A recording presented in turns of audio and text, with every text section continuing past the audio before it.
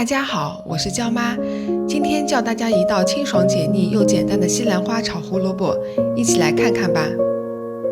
准备小半颗西兰花，剪一些下来。准备一根胡萝卜，削皮后切成片。锅内烧一点开水，水开后放入西兰花和胡萝卜，焯水3分钟。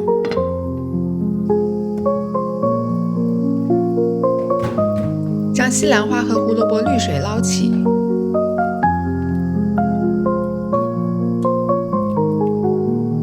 热锅内加一点油，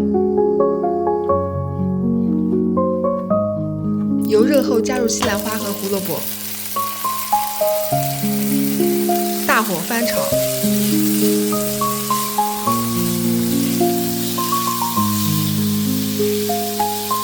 加一点盐，翻炒均匀。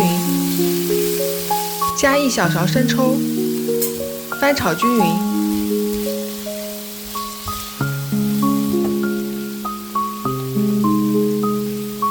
一道非常简单但又健康的炒蔬菜做好啦！这道非常适合这个季节吃的西兰花炒胡萝卜，大家学会了吗？大家好，我是焦妈。大家喜欢我烧的这道菜，记得点赞加订阅哦。每周我都会更新菜谱。